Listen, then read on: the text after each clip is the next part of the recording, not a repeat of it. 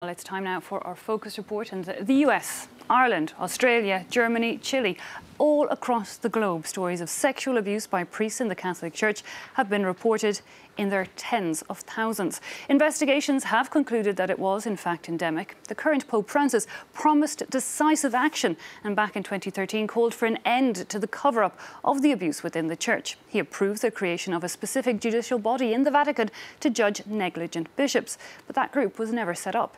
Our correspondents have gone to see what has become of the pontiff's promise. Although time has passed, Alessandro has not forgotten. Back in 2011, he used to go to church regularly in the suburbs of Milan. It was here that he met Father Gaëlle, who was in charge of teaching catechism to youngsters. Every Monday evening we went for group confession. And on one occasion he asked me if I wanted to sleep at the oratory. But when I accepted, I didn't realize he had only asked me.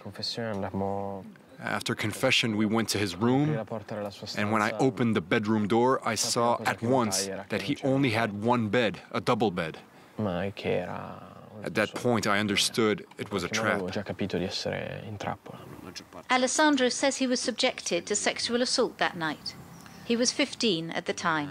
The next morning, I told my mother, the worst thing you can imagine has happened. The family immediately went to the church to report the incident, with a very specific request. We asked that this priest no longer have any contact with minors. Then 3 months later, we found out completely by chance that he was just 20 kilometers away.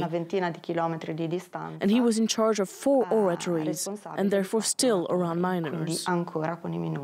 This family's story is far from an isolated case.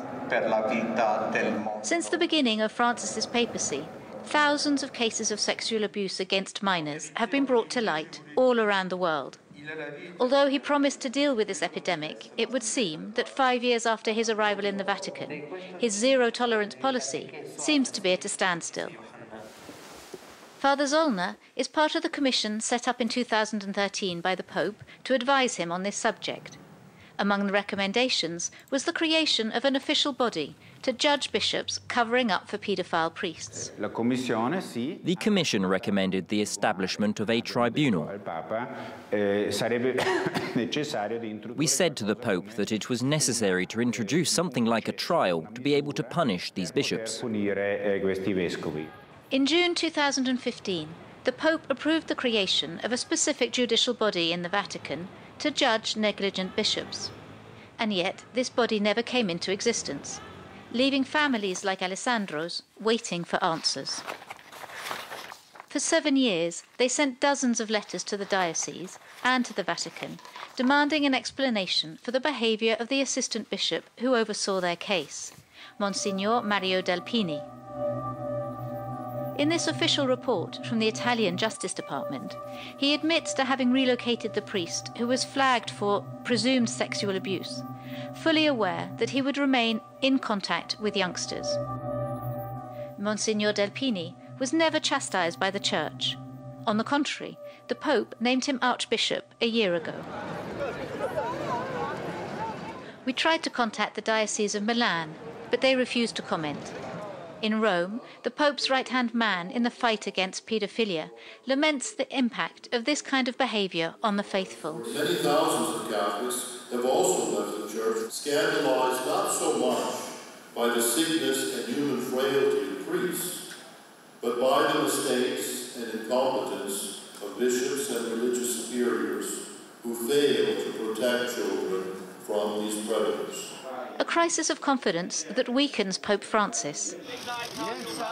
His closest advisor, Cardinal George Pell, in charge of financial reform at the Vatican, had to return to Australia to face trial for sexual assault.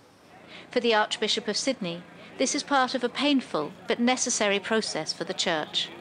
We've had to learn this to our shame and be humiliated by it being exposed to the world, but this was the only way for us to move forward, to face the truth about the terrible things that have happened and the poor leadership in many cases, and to be absolutely determined that we're going to do better in the future. A determination reiterated by the Pope.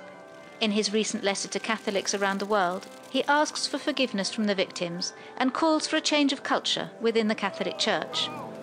Statements that are not enough to restore the trust of Alessandro, who has attempted suicide 4 times since 2012. To protect their own reputation, they're willing to sacrifice the lives of the faithful. The institution that should guarantee morality, faith, human values, well, it's sacrificing human lives.